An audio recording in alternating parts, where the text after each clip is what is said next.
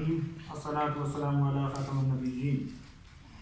تمام تعریفیں اللہ وحدہ لا شریک کے لیے جو کل جہانوں کا مالک و خالق ہے۔ لاکھوں کروڑوں درود و سلام ہمارے آقا و مولا حضرت محمد مصطفیٰ صلی اللہ علیہ وآلہ وسلم پر جو وجہ تخلیق کائنات ہیں۔ میرے بھائیوں، میڈیا کے ساتھیوں، سننے والوں، تمام کو میری طرف سے السلام علیکم۔ میں آج یہاں پہ جس سلسلے میں حاضر ہوا ہوں، میرا نام محمد سعید عباسی ہے۔ میرا تعلق گوکینا سے ہے، UC1 سے میرا تعلق ہے اور میں ٹکٹ ہولڈر چیئرمین ہوں۔ میرے رائٹ سائڈ پہ بیٹھے ہیں غلام مصطفیٰ عباسی صاحب، یہ برادر مکرم ہیں، اور بائیں سائڈ پہ بیٹھے ہیں حاجی مرزا محمد عباس صاحب۔ یہ ایک شریف النفس انسان ہے اور الحمدللہ لوگ ان کو جانتے ہیں، ان کے نام سے واقف ہیں۔ میرا یہاں پہ آج یہ پریس کانفرنس کرنے کا مقصد، آپ کو یاد ہوگا کہ 1 سال پہلے بھی ہم نے یہاں پریس کانفرنس کی تھی اور کوئی احتجاج وغیرہ ہمارے چل رہے تھے، اور منال کے حوالے سے اس وقت سابقہ chairperson wildlife management board Raina Saeed صاحبہ اور ان کے بورڈ ممبر وقار ذکریہ، یہ اس وقت اس میں حاضر تھے۔ بعد میں ان کو فارغ کر دیا گیا ہے۔ جب یہ ہمارا معاملات سٹارٹ ہوئے تو ہم نے 15 سے زیادہ بار میں نے رائنا سعید سے ملاقات کرنے کی کوشش کی کہ میڈم آپ نے منال ریسٹورنٹ کو یا لامونٹینا ان کو گرا دیا ہے تو ہمارے بہت سارے 1100 سے زیادہ لوگ بے روزگار ہو گئے ہیں، 1100 خاندان بھوکے ہیں، تو ہم آپ سے ریکویسٹ کرتے ہیں کہ آپ ان کے لیے کوئی روزگار کا بندوبست کریں۔ وہ ہماری بہن ہے، ہمارا ان سے کوئی ذاتی اختلاف نہیں ہے، ہم ان سے اس لیے ملنا چاہتے تھے کہ انسانی ہمدردی کی بنا پر میں جو کہ وہاں سے الیکشن لڑتا ہوں، اپنے لوگوں کے ساتھ چلنا میرے اوپر واجب ہے۔ میں ان کو لیڈ کرتے ہوئے تو ہم نے ان سے یہ کہا کہ آپ ان کے لیے کوئی روزگار کا بندوبست کریں، کوئی کھوکے دے دیں، کوئی ان کو کوئی اپنے ادارے میں بھرتی کر لیں، کہیں کوئی ان کا بندوبست کرے تاکہ یہ بھوکے نہ رہیں۔ یہ میرے اوپر آ کے چوٹ ڈالتے ہیں، فریاد کرتے ہیں کہ ہم بھوکے ہیں، آپ ہمارا کچھ کریں۔ تو انہوں نے ہماری کوئی بات نہیں سنی ایک دفعہ بھی۔ اس کے بعد ہم نے احتجاج شروع کیا، اور احتجاج کے بعد آپ کو بتایا کہ ان کو پھر اپنی نوکری سے ہاتھ دھونے پڑے۔ اس کے بعد میں جو کہ ان کا، اچھا یہ سارے ساتھیوں کو آج پتہ چلے گا کہ میں جو کہ ان کا کمیونٹی ممبر رہا ہوں وائلڈ لائف بورڈ کا، اور میرے گھر میں سینکڑوں میٹنگیں ہوئی ہیں ان کی، پورا گاؤں میں نے اکٹھا کیا ہے وہاں پہ اویئرنیس کے لیے، لوگوں کو بتانے کے لیے جنگلی حیات کے بارے میں، نباتات کے بارے میں، جنگلات کو نقصان نہ پہنچانے کے یا جنگلات کی حفاظت کے لیے یا شکار سے منع کرنے کے لیے۔ تو بہت ساری میٹنگیں ہم نے کی ہیں، ان کے بڑے بورڈ ممبران سے لے کے ان کے گارڈ تک، ان کے 2 اسسٹنٹ ڈائریکٹر ہیں جو کمیونٹی ریلیشنز، ان کی وساطت سے یہ ساری میٹنگ ہوتی تھیں۔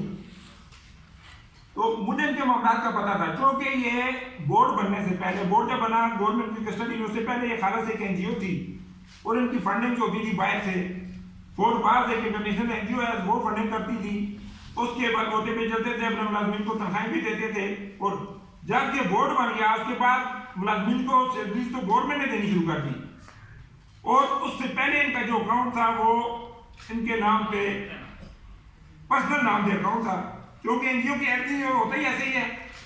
اور جب یہ گورنمنٹ تھا تو ان کو یہ چاہیے تھا کہ یہ اپنا جو اکاؤنٹ ہے یہ اب گورنمنٹ کی کسٹڈی میں کسی کے ساتھ اس بنا لیں، مگر انہوں نے سرکاری اکاؤنٹ نہیں بنایا، وہ اپنا پرسنل اکاؤنٹ میں ہی ان کی آتی رہی ہے، اور 4 سال یہ رہی ہے مینجمنٹ بورڈ کی یا ایسے زیادہ۔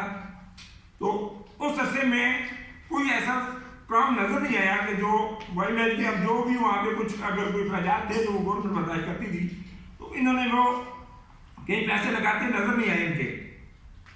میں نے انکوائری کی درخواست دی۔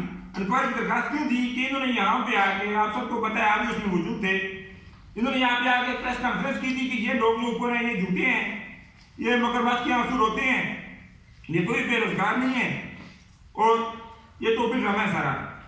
وہاں سے ہمارے ان سے اختلاف ہوا. میں نے بھی اس کے بعد جا کے پریس کانفرنس کی. میں نے ان کو بتایا کہ میڈم آپ ان لوگوں سے معافی مانگیں, آپ نے ہماری دلداری کی ہے, ہمارے زخموں پہ نوپاشی کی ہے. ایک تو ہمارے لوگ بے روزگار ہو گئے ہیں, تنگ دست ہو گئے ہیں, بھوکے ہیں, ان کے بچے سکولوں سے افسر آباد کی فیس افورڈ نہیں کر سکتے تھے, چھوڑ کے گھر بیٹھے ہوئے ہیں. تو اوپر سے آپ یہ کہتے ہیں کہ یہ جھوٹے لوگ ہیں, یہ غلط بیانی کرتے ہیں, تو آپ مہربانی کریں میں آپ کو ساتھ لے کے جاتا ہوں. یہیں بیٹھ کے میں نے یہ بات کہی تھی کہ میں آپ کو ساتھ لے کے جاتا ہوں, آپ وزٹ کریں لوگوں کے گھروں کا. اور اگر آپ کو لگتا ہے کہ یہ لوگ واقعہ بے روزگار ہیں, تنگ دست ہیں, تو آپ کو اپنے الفاظ سے واپس لینے پڑیں گے, معافی مانگنی پڑے گی. بجائے اس کے انہوں نے مزید گھیرا تنگ کرنا شروع کیا, ہمیں دھمکانا شروع کیا, اور پھر احتجاج پہ ان کو نوکری سے ہاتھ دھونے پڑتے. میں نے ہمارا اختلاف جب ہو گیا تو پھر میں نے ایک اپلیکیشن دی انکوائری کی FIA میں. اب میں نے کوئی ان کے اوپر کیس نہیں کیا, انکوائری کی اپلیکیشن دی تھی کہ مجھے یہ شک ہے کہ یہ پیسے انہوں نے کہاں خرچ کیے, ان سے ذرا پوچھا جائے. FIA نے ان کو نوٹس جاری کیا کہ آپ میڈم آپ کے خلاف ایک آئی ہے, انکوائری کی اپلیکیشن آئی ہے, آپ آ جائیں اور آ کے اس کا جواب دیں کہ یہ آپ نے یہ آپ کے اکاؤنٹ میں پیسے ہیں. پہلے تو FIA نے انکوائری کی, انہوں نے اس کے اکاؤنٹ نکالے, تو واقعہ اس میں ثابت ہو گیا کہ ان کے اکاؤنٹ میں پیسے آئے ہیں اور بہت سارے پیسے آئے ہیں باہر سے. انہوں نے ان کو بلایا کہ آپ آ کے جواب دیں کہ یہ پیسے کہاں خرچ ہوئے ہیں. تو انہوں نے بجائے ان کے آ کے ان کو جواب جمع کرنا, ہوتا تو یہ ہے کہ کوئی بندہ بے گناہ ہوتا ہے, آپ بھی سارے معاشرے جانتے ہیں, اگر کوئی بندہ بے گناہ ہوتا ہے اس کے اوپر کوئی الزام لگتا ہے تو وہ فوراً وہاں آ جاتا ہے. میرے اوپر انہوں نے ابھی ایک تھانہ کوسار میں نامزد کیا کسی کیس میں, تو مجھے وہاں سے تھانے دار نے فون کیا, میں نے 5 منٹ کے اندر میں وہاں پہنچ گیا. مجھے پتا میں بے گناہ ہوں. میں نے کہا جی بھائی کیا مسئلہ ہے, میں نے کہا جی آپ کے خلاف یہ ہے. میں نے کہا کہ آپ انکوائری کریں, اگر ہے جو تو آپ لگائیں, مگر میں بیان کرتا ہوں کہ میں اس میں نام مجھے اس واقعے کا پتا تھا اور نہ یہاں موجود تھا. تو جب اس نے انکوائری کی میں نے اپنی ضمانت کروا دی تھی تاکہ مجھے گرفتار نہ کر سکے. اس کے بعد میں جب وہ انکوائری کی میں بے گناہ ثابت ہوا, الحمدللہ کورٹ نے مجھے بری کر دیا. ان کو بھی یہی چاہیے تھا کہ وہاں پہ جا کے FIA میں اپنی بے گناہی ثابت کرتی, ان کو کہہ دیتی کہ یہ کہ میرے پاس پیسے تھے, یہ میں نے وہاں یہاں خرچ کیے ہیں. تو ان کے کوئی FIR نہیں ہونی تھی, کوئی کچھ نہیں ہونا تھا. بجائے انہوں نے وہاں پہ کرنے کے انہوں نے ہائی کورٹ سے اسٹے لے لیا. اسلام آباد ہائی کورٹ سے اسٹے نے لیا جو 6 سے 8 مہینے چلا, اس کے پیچھے چھپی نہیں. جب ہائی کورٹ نے بھی متعدد بات, کیونکہ ہر ویکتی پہ یہ بھی میرے ساتھ ہوتی, میں بھی وہاں جاتا تھا, اور انہوں نے جب اینٹی کرپشن کے آفیسر کورٹ ان سے پوچھتی کہ آپ نے ان کو نوٹس کیا, تو وہ ان کو نکال کے ثبوت دیتے کہ یہ ہم نے ان کو نوٹس کیا جی. انہوں نے کہا جی آپ نے جواب کیوں نہیں جمع کرایا.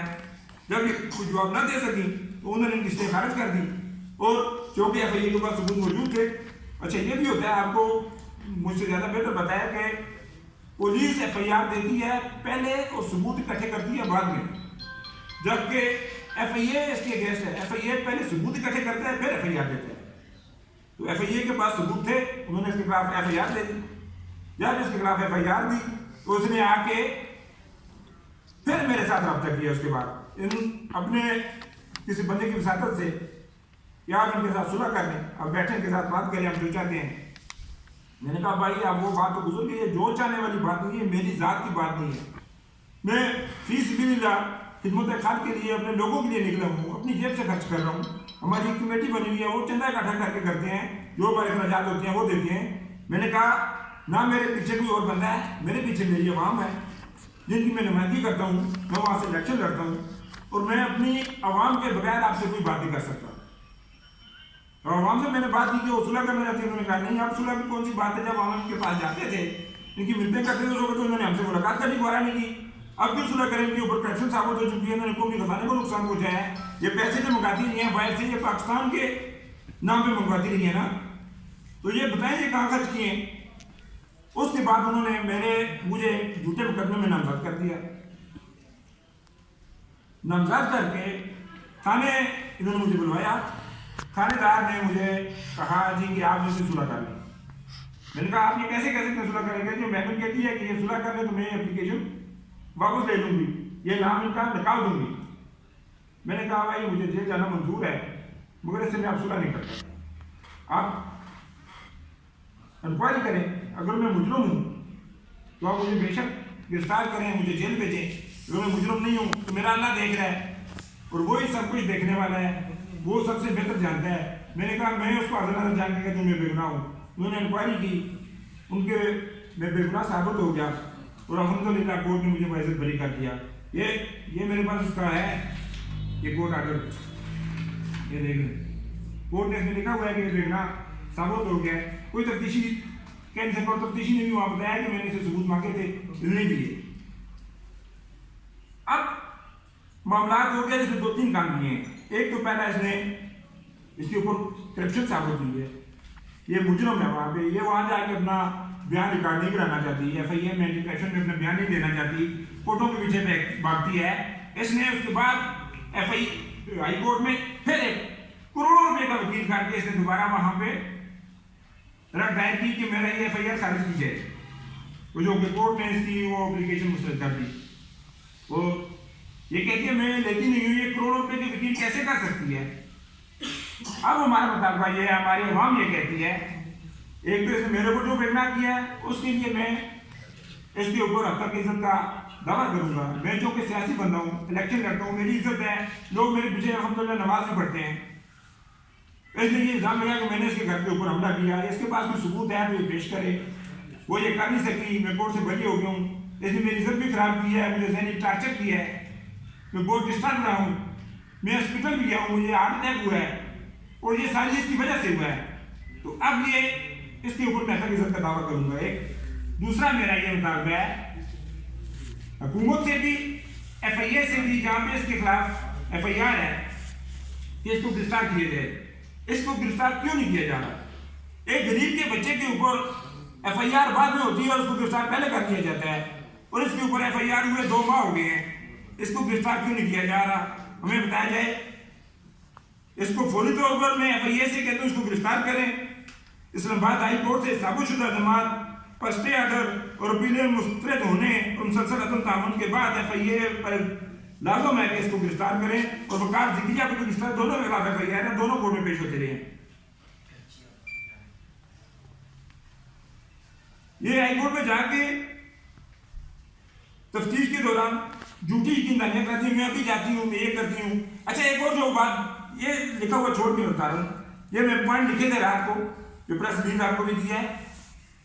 اب جب بھی ہائی کورٹ میں جاتے تھے وہاں پہ اس سے جج صاحب پوچھتے ہیں ہاں جی آپ ان سے کے ساتھ تعاون کیوں نہیں کر رہی ہیں, تو یہ کہتی تھی وہ سعید عباسی صاحب ہیں, منار کی امپلائز ہیں. میں الفاظ کہتا ہوں میں نے کبھی 1 منٹ بھی منار کی نوکری نہیں کی ہے, میں سیاسی آدمی ہوں, اپنا بزنس کرتا ہوں, مجھے کیا ضرورت ہے, میں فائلر ہوں, الحمدللہ عزت دار آدمی ہوں, مجھے کیا ضرورت ہے منار کی نوکری کرنے کی. آپ کو پتہ ہے نوکری اور چیز ہوتی ہے, بزنس اور چیز ہوتی ہے. پھر الیکشن لڑنے والا بندہ کہیں جاب کر بھی نہیں سکتا, وہ تو اس کو ٹائم ہی نہیں ہوتا ہے. اور میرے اوپر تو میری یو سی کے کم از کم 40 لاکھ لوگ ہیں, 40,000 سے زیادہ. میں ان کی ذمہ داری ہے مجھے جانی چھوٹی دن رات تو مجھے سونے نہیں دیتے, تو میں جاب کہاں سے. اب اس لیے یہ تو بنتی تھی کوئی لاجک تھی کہ وہاں پہ یہ بتائے کہ یہ منار کا ملازم ہے, یہ وہاں پہ یہ بتائے کہ اس نے جو پیسے دیے وہ کہاں کر دیے. یہ صرف کورٹ کا وقت ضائع کرنے کے لیے, کیس کا رخ موڑنے کے لیے وہاں پہ یہ الزام لگا دیتے کہ وہ منار کا امپلائز ہے, تو اس نے میرے اوپر لکھ دیا ہوا ہے. او بھائی بیگی آپ سے ہماری دشمنی نہیں ہے, آپ بہن ہے ہماری, مگر آپ کم از کم میں نے جو آپ انکوائری کی اپلیکیشن دیا ہے یہ آپ سے پوچھ رہا ہے کہ آپ کے اوپر یہ بیگی آپ کے اکاؤنٹ سے یہ پیسے آئے ہیں, یہ ٹرانزیکشن ہوئی ہیں, یہ بتائیے آپ نے کہاں خرچ کیے ہیں. اب اس کا جواب دینا بجائے الزام تراشی کے. اب جس کا وہاں پہ اس کی نہیں کوئی انتظام چلا, اب گیرہ کے خلاف تنگ ہو گیا ہے.